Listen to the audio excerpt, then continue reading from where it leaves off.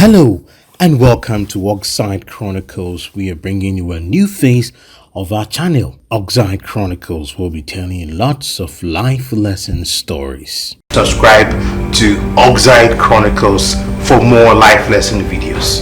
Thank you. Darling, I am feeling so lazy today. I think the baby is kicking too much. I'm not so happy that he's kicking as if I'm some football. They all burst into laughter as Kingsley dresses up to go to work.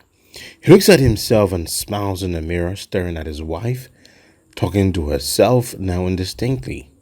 He's done buttoning his shirt and turns to his wife and lands a good kiss on her lips.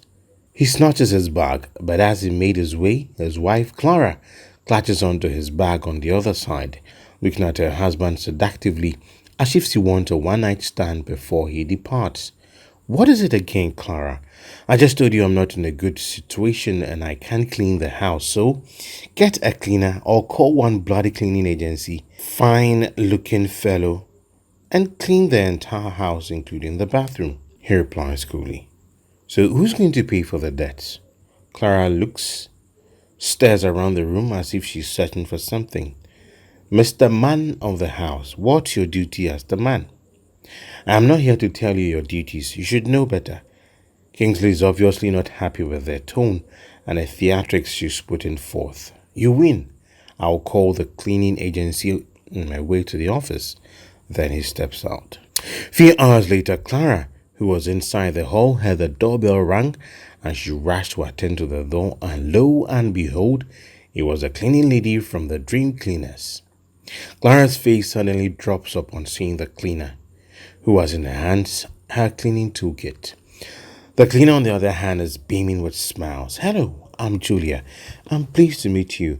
I've been assigned to work here in your mansion. She extends her hands to exchange pleasantries, but Clara would have none of it. She takes her around and tells her to do her job very well and live in peace. Certain ground rules that she doesn't talk or say anything to her client or her husband about what she may see.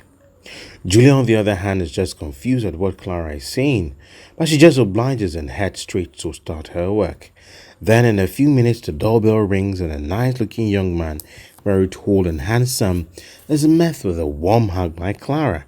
She holds him in high esteem and walks him to the chair, leaving him with some kisses. Her mood seems to have heightened all of a sudden. She's all over the young man, whom she refers to as Martin. Baby, I miss you. I just couldn't wait to come and see you. Hope he's not taking my place completely. Clara laughs it off as she walks in with a bottle of champagne and some ice cubes. She pours it into two glasses and smiles as she hands over one of the glasses to Martin. As they talk, Martin looks into her eyes. He puts the drink down and launches some seductive kisses on her sweet lips. As they continue to kiss, Julia bumps into them. He goes back and videos them secretly, and after getting enough evidence, she immediately enters as if she was just entering the hallway. They immediately stop as Clara warns her about revealing any secret, since she was ready to do all she can to ensure that she loses her job as a form of punishment for sneaking out on them. Julia apologizes and leaves. As she leaves, Martin mutters to Clara, I don't trust her. I think we must punish her before she reveals anything to anyone. Well, I can't agree with you more, but what do you suggest we do? Martin whimpers for a while and then looks at Julia's bag and suggests that she puts something valuable from the husband's room into her bag and frame her for stealing. You're a genius. I never thought of it that way. Let me go get my husband's expensive watch and stuck it into her bag. Julia! Julia! Julia! She yells her name for the fourth time and Julia appears at the hall. When she comes, Clara tells her to try and cut the grasses outside, but Julia insists that she's only a cleaner and not a handyman or gardener. This gets Clara more aggrieved and she yells at her, threatening to send her home forever. Then she heads out to check how the outside and garden looks like so she could call for reinforcement since that wasn't part of her contract. When she steps outside, then she tacks the watch into her bag.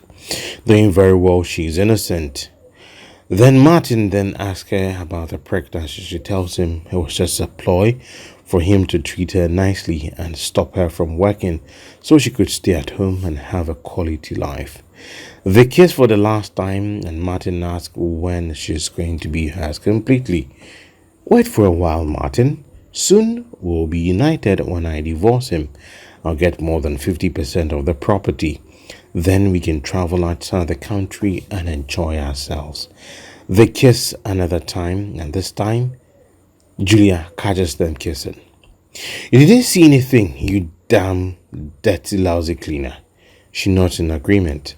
Then her husband also enters. She quickly runs to her husband in tears, pointing to the cleaner that she had assaulted her hands.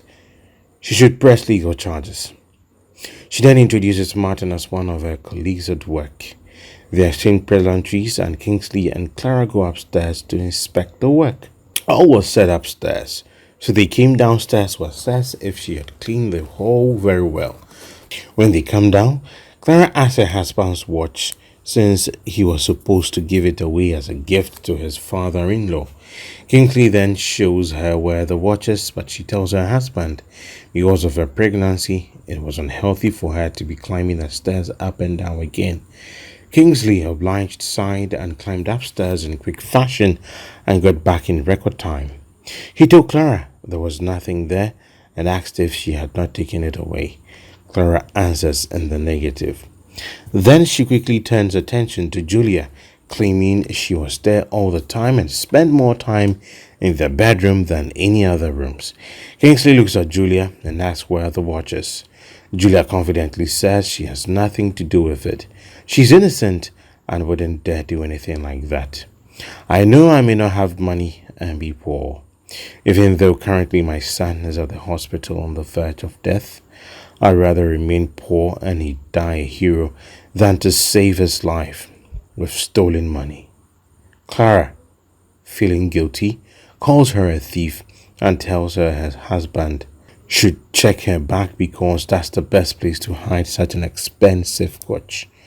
Clara quickly dashes to her bag and removes the watch after dabbling with some of the things in her bag. She pulls out the watch and Julia's face is greeted with surprise.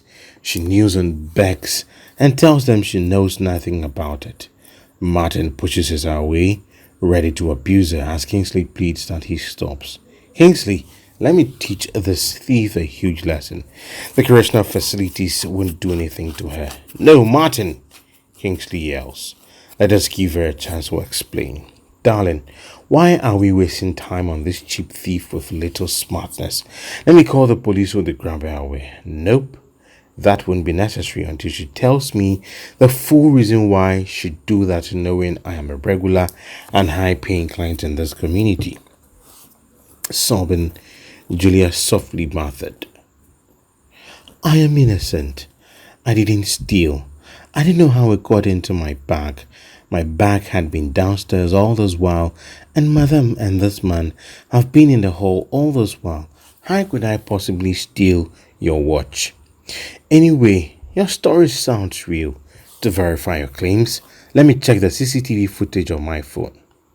Martin and Clara's face turned red as they look at each other upon hearing the CCTV footage. Clara then holds her husband tight. Darling, is it necessary to check the CCTV footage? So you now believe a stranger over your wife? Really? Have you sunk that low? And installed a CCTV camera in her own house without informing me? You've disrespected me. I'm so disappointed in you, Kingsley. Kingsley replies, what stops me from confirming her story? It could be a mistake. Kingsley begins to check the footage, then Clara holds her tummy. The baby is kicking. I can't feel it. I can't feel it. It's kicking hard. Kingsley, please take me to the hospital. Kingsley, please. Stop fooling yourself, Clara. I knew from day one you were cheating on me. So I had to bring Julia here to pretend to be a cleaner, since he wanted one to come and finish with the installation of the cameras, so that I can confirm all the messages I saw and forwarded on your phone, including all the sex videos you two made behind me. Oh, if you care to know, I have everything on my device. Clara is busted at the stage. Kingsley, for real? You are spying on me, reading my text messages. Why would you do that? Well, I want you two out of this house immediately. Julia then adds, I've got you two on camera kissing, so all odds are against you now. So who is the thief now? Kingsley ends the marriage and sacks her from her house. Moral of the story: always remain truthful to your spouse and respect everyone regardless of their work. If this is the first time you're watching us, remember to subscribe, hit the notification button for more life lesson videos. See you in our next video. If this is the first time you're watching us on OXIDE Chronicles, remember to Subscribe to OXIDE Chronicles for more life lesson videos. Thank you.